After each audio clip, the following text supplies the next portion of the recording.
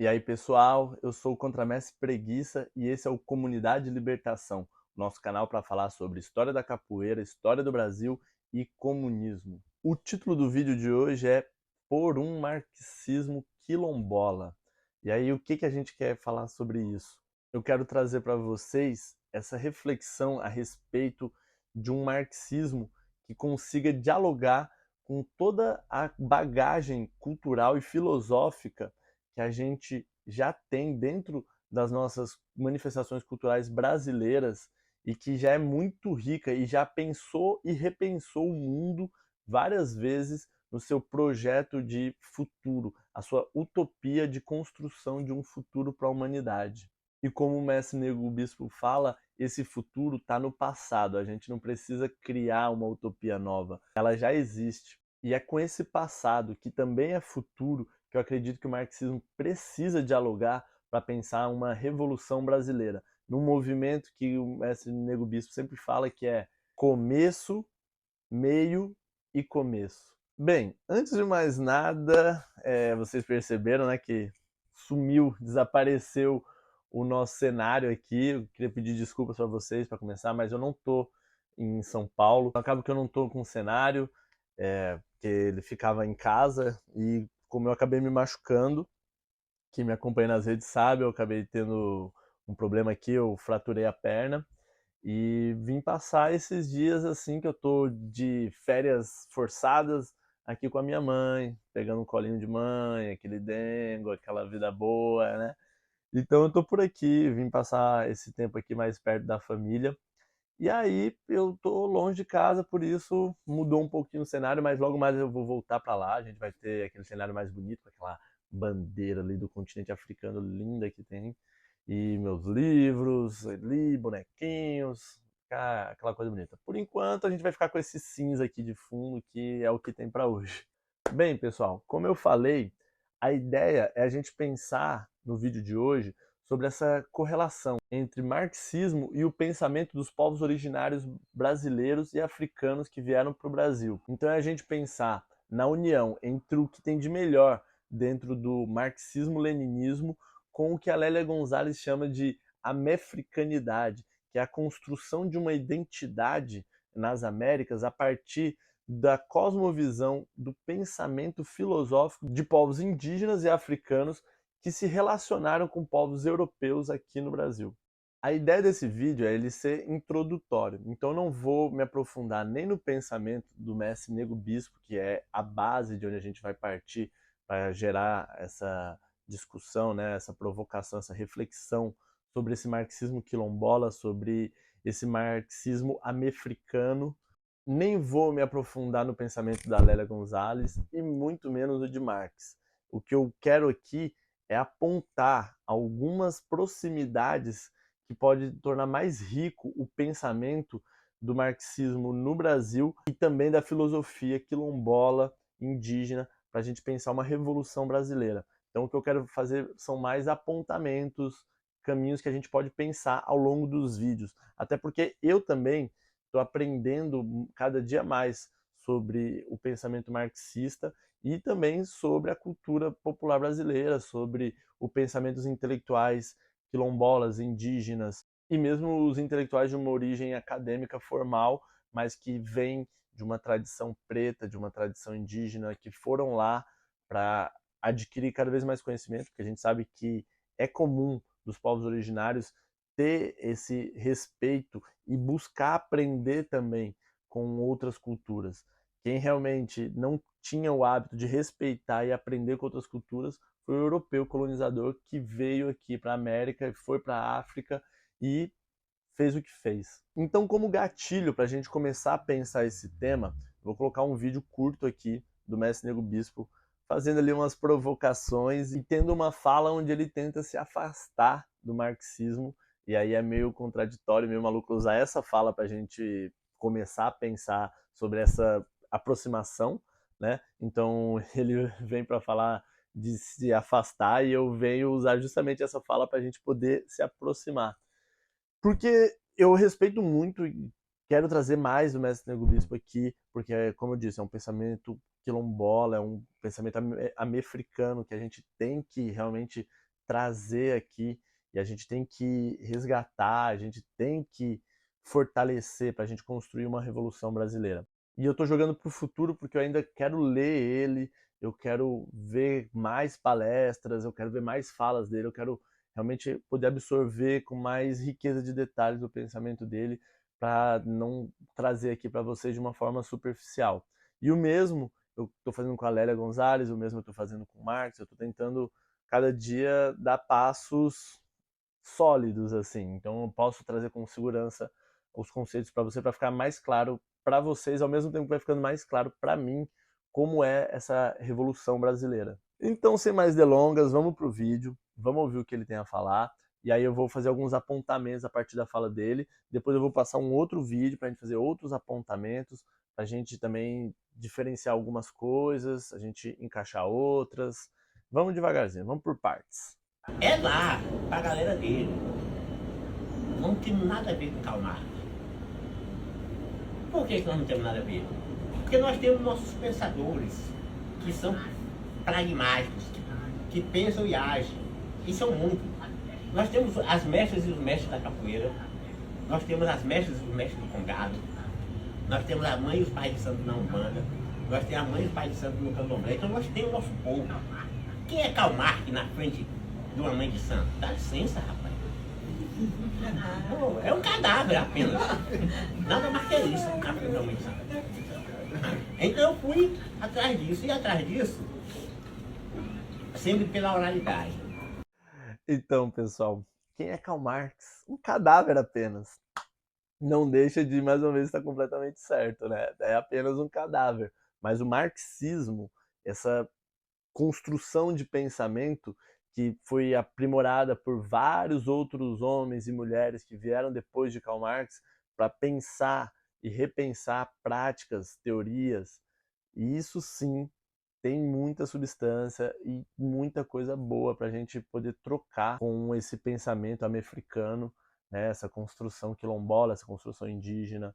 E aí, para começar, a gente vai no ponto que o mestre Nego Bispo ele fala justamente desses pensadores pragmáticos que nós temos aqui.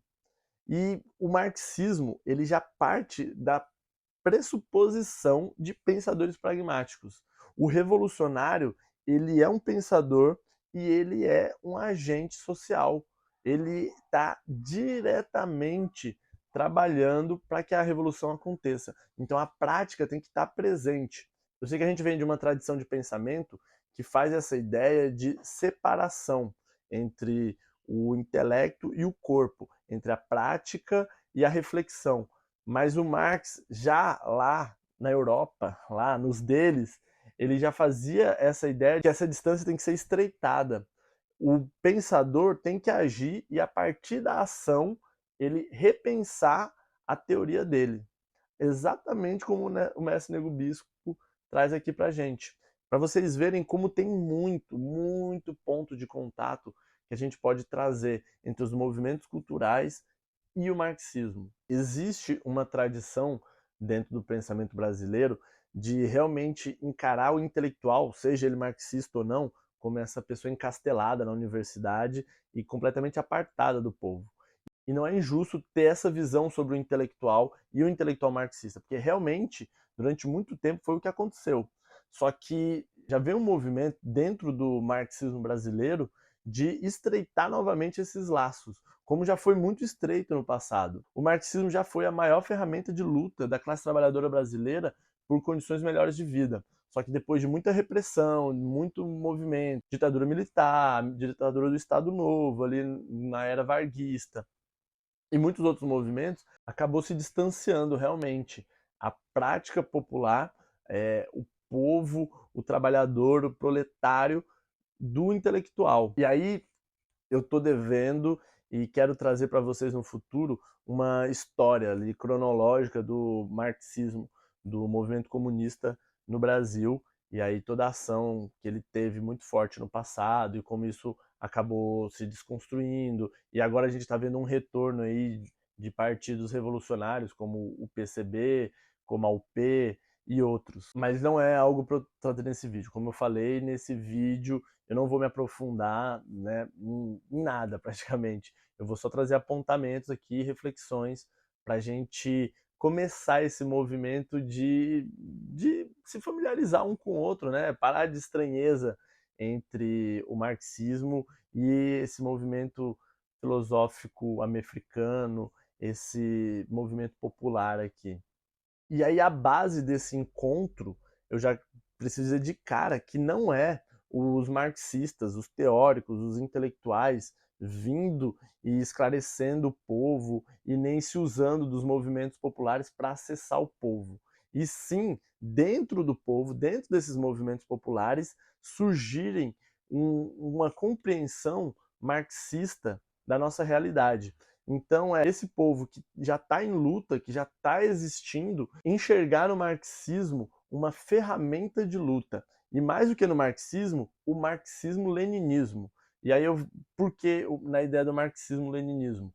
Marx, ele teorizou muito pouco, quase nada, sobre como seria o comunismo, que seria essa fase final, né? Depois da gente passar por uma transição socialista, a gente alcançaria o comunismo. Então, ele elaborou as bases disso, né, que é a ideia da tomada dos meios de produção pela classe trabalhadora, a gente acabar com instituições como o governo, acabar com dinheiro, várias ferramentas de opressão de classes e construir realmente uma organização comunitária, igualitária, né? Só que ele não preencheu como seria exatamente isso. E ele não fez isso justamente porque ele sabia que cada povo ia encontrar o seu caminho. Cada povo tem uma história, tem uma realidade. E tanto o caminho para chegar até o comunismo, que aí seria o socialismo, quanto o próprio comunismo é uma construção individual de cada povo, ao mesmo tempo que vai tender ao internacionalismo, porque a ideia é que o comunismo ele só consegue realmente existir na prática quando ele é global. Por quê? Porque a ideia é você destruir as estruturas de opressão.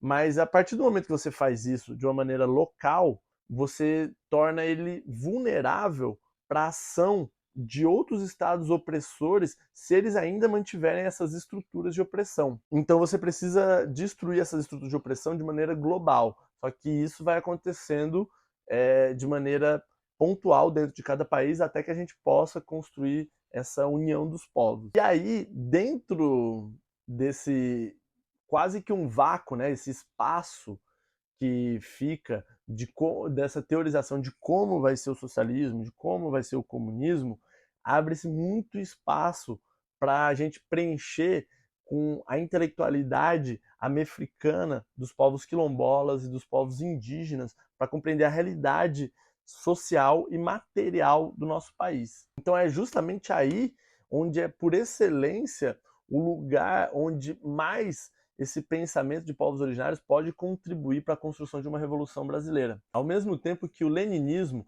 ele é uma vertente do marxismo, então existem outros tipos de marxismo, tem o ecossocialismo, tem o trotskismo e várias outras vertentes que não tem por que a gente falar sobre elas agora, mas por que eu trago a ideia do leninismo?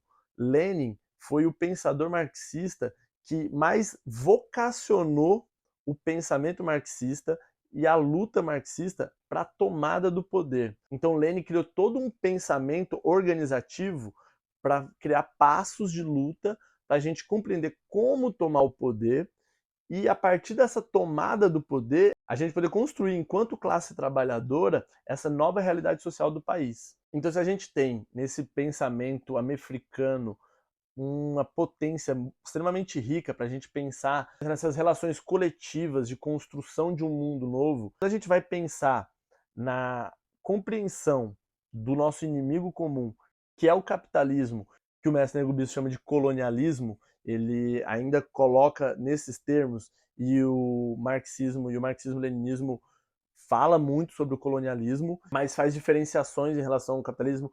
Aí eu digo, mais uma questão teórica, porque eles foram a fundo para refinar esse pensamento sobre a compreensão do capitalismo e compreender como destruir essa estrutura. Então, quando a gente pensa na ideia das ferramentas de luta e de compreensão do que destruir, contra o que lutar, o marxismo-leninismo é a melhor ferramenta que a gente tem para fazer isso. Não à toa, as principais revoluções do século XX tinham como linha direta, ou pelo menos como participante fundamental da luta, o marxismo-leninismo. Se você pensar todas as revoluções de independência e da construção de um ideal novo de humanidade, no século XX, sempre estava muito forte a presença do marxismo-leninismo. Ele sempre foi a principal arma da classe trabalhadora e dos povos oprimidos para combater o colonialismo e o capitalismo. Então você tem Thomas Sankara em Burkina Faso, você tem Frantz Fanon na Argélia, que muita gente talvez não saiba, mas Frantz Fanon era marxista, ele era um comunista, a obra dele traz o pensamento marxista. Você tem Fidel Castro, você tem Ho Chi Minh, você tem Mao Tse Tung e muitos outros, porque Marx foi o que melhor compreendeu as estruturas de opressão capitalistas. E Lenin acrescentou a essa compreensão todo um pensamento para a organização de luta. Então, a ideia de um partido forte, organizado, que tem uma luta profissionalizada, com quadros, com funções específicas. Lenin tem uma frase onde ele diz que fora do poder, tudo é ilusão. Então a revolução não vem de mudanças progressivas, umas conquistas de direito aqui e ali, até a gente tomar devagarzinho tudo o poder. É óbvio que essas conquistas de direitos, nesse momento, elas são fundamentais para a gente atenuar, né, essas condições miseráveis de vida da classe trabalhadora. E também para a gente ir conquistando novas ideias, a partir da luta por essas conquistas de direito, a gente ir organizando a classe trabalhadora em torno dessa visão maior, que é a tomada do poder. E Lenin fala que a tomada do poder é por via armada, e não é por via armada porque tem um fetiche com a violência, com a luta armada, nem nada do tipo, mas é porque é a única forma que você realmente consegue tomar da burguesia o poder de destruir e oprimir a classe trabalhadora. Então não é uma escolha do oprimido a ferramenta que ele vai usar para lutar. Quem escolhe o campo de batalha e as ferramentas a serem usadas é a classe opressora. A gente usa o que nos é imposto, porque adoraríamos poder realmente, através da tomada de consciência, da discussão de ideias, poder chegar a esse lugar. Mas ao longo da história, nunca a classe oprimida alcançou a sua liberdade por uma crise de consciência do opressor. Ele sempre foi uma tomada de poder. E aí, para a gente pensar um pouco mais sobre essas duas formas de visão de mundo e como aproximar elas, eu vou passar aqui mais um vídeo do Mestre Nego Bispo, de alguma fala dele em um outro momento, em uma outra palestra, para a gente, a partir daí, também pescar mais algumas coisinhas. Então, eu precisei estudar profundamente o sistema colonialista e a sua nascente. E estudar profundamente o sistema contra-colonialista, e eu estou dizendo contra, não estou dizendo e nem 10, eu estou dizendo contra, e a sua nascente. Então, para mim, o Quilombo é uma organização contra-colonialista. E a sociedade nacional, o Estado Nacional, é uma organização colonialista. Então, o Brasil é um Estado colonialista. Por quê?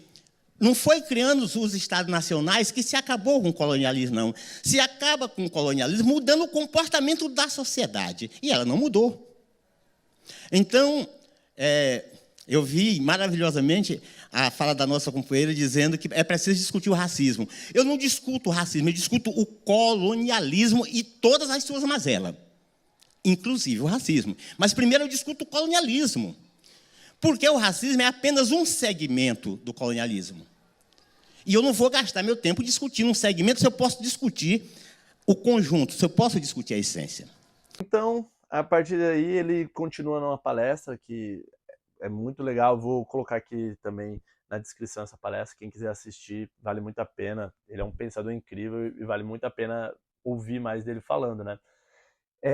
Mas, voltando, ele fala da ideia do colonialismo, né? A gente pode pegar alguns pontos, e o primeiro que eu quero pegar com vocês é essa ideia do que ele chama de colonialismo. E o marxismo já chama isso do capitalismo. Você vê que o colonialismo para o marxismo é mais uma ferramenta de opressão, é um formato que se usa para conseguir, nas colônias, nesses países da periferia do capitalismo, retirar recursos dali para trazer para o centro do capitalismo. E é justamente por causa dessa ferramenta que, gradualmente, por esse acúmulo de capital que foi acontecendo dentro dos países centrais do colonialismo, né, que foi possibilitando o surgimento do capitalismo. E aí você vai tendo um modo de produção novo, que é o capitalismo, e que vai se estruturando ao longo dos últimos séculos, e que o marxismo propõe que a gente supere ele através do socialismo e depois no comunismo. Então, quando o mestre Nego Bispo fala que o Brasil é um país colonial, isso encaixa perfeitamente com o pensamento marxista. Só é teorizado de uma forma diferente. Porque para o marxismo, o colonialismo ele é uma ferramenta do modo de produção capitalista. E quando a gente pensa em capitalismo, inclusive, a gente não pode pensar ele como uma coisa única, homogênea. Existe um conceito que é a ideia de capitalismo dependente, e o Brasil seria uma dessas nações de capitalismo dependente, que tem o seu capitalismo, a sua classe opressora, a classe burguesa brasileira, estaria dependente do capitalismo dos países centrais. Então está sujeita aos interesses dos países colonialistas que acumulam riqueza, explorando a classe trabalhadora dentro do próprio país, mas também nos países da periferia do capitalismo. E a classe burguesa desses países periféricos acabaria funcionando como uma classe intermediária ali, que faz a opressão da classe trabalhadora dentro desse país, no caso aqui o Brasil, mas que tem uma margem de manobra que é subjugada pelos interesses dessa classe burguesa dos países centrais. E aí tem uma discussão se ainda entre Europa e outros países, e outros que já acham que o imperialismo hoje se dá pelo eixo Estados Unidos-Israel. E aí outro ponto muito interessante, que está o tempo inteiro na fala do mestre Nego Bispo, é a preocupação que ele tem constante em ir no que ele chama de a raiz da questão, a raiz do problema.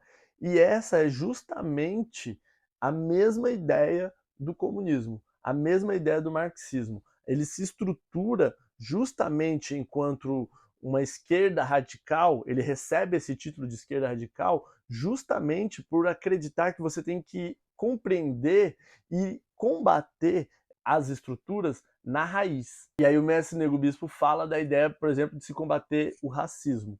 E aí ele fala que ele não vai discutir o racismo, ele vai discutir o sistema colonial. O marxismo já traz a ideia de que a gente tem que combater o capitalismo. Então o capitalismo é a fonte, é a raiz do problema. E é óbvio que ele estrutura ferramentas de opressão para conseguir amarrar toda a classe trabalhadora. Então ele vai estruturar ali o machismo, ele vai estruturar o racismo, a homofobia e várias outras formas de opressão, todas com uma rede ali muito complexa que você tem que estudar a fundo para compreender as especificidades de cada país, mas que atende aos interesses de uma classe burguesa que vive de dominar a classe trabalhadora e enriquecer a partir daí. E aí a gente não pode cair naquele discurso que se fala muito hoje no Brasil, que é esse papo de identitarismo, que não vamos falar sobre a questão do negro, a questão da mulher, porque o problema mesmo é uma questão econômica,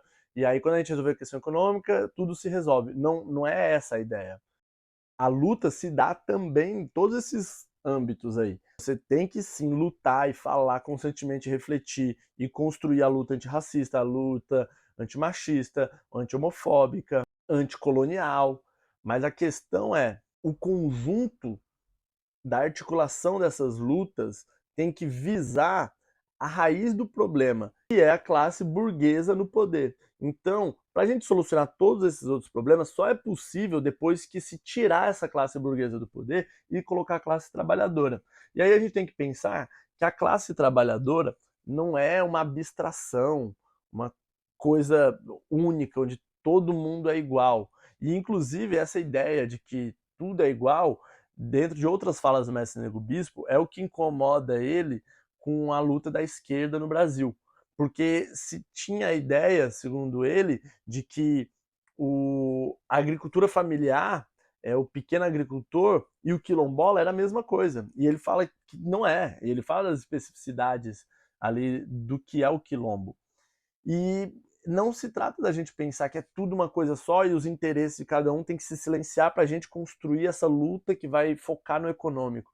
Não é isso. Porque uma classe trabalhadora, ela é plural. E você só entende ela se você olhar para a realidade daquele país, no caso aqui a gente está falando do Brasil. Então eu preciso olhar para a realidade do Brasil. Então se você for falar de classe trabalhadora no Brasil, é impossível a gente não falar da questão racial. Não dá pra gente falar de classe trabalhadora sem falar da questão racial. Não dá pra gente falar de classe trabalhadora sem falar de machismo. Porque você vai pensar uma classe trabalhadora que é composta por mulheres, muitas vezes que são mães de família que seguram sozinho uma casa porque foi abandonada pelo marido, pelo pai dos filhos. Você não tem como falar de classe trabalhadora sem pensar no grupo dos LGBTs que são expulsos de casa muito cedo, que vão parar na prostituição, que tem uma realidade de vida muito cheia de complicações, que, diferente de um trabalhador de fábrica, de classe média, que atinge ali um nível de altos salários, mas ainda é classe trabalhadora. Então, cada elemento tem a sua especificidade. E a luta, ela tem que olhar para todas elas, só que sem perder de vista a ideia de que só se resolve todos esses problemas indo na raiz do problema, que é a destruição da classe burguesa. Então, gente, é isso. Espero que vocês tenham gostado. Tem, obviamente, muito mais coisas para a gente falar, né?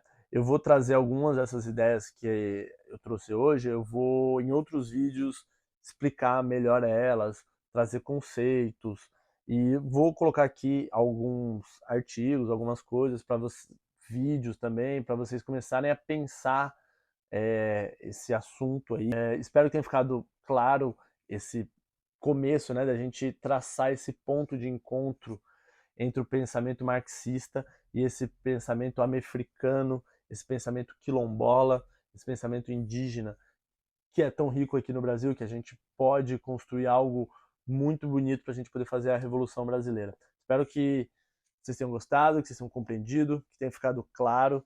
Então, comenta aí, envia para o seu amigo que você sabe que vai gostar desse conteúdo, aperta o sininho e acompanha a gente também lá no Instagram, beleza? Abraço!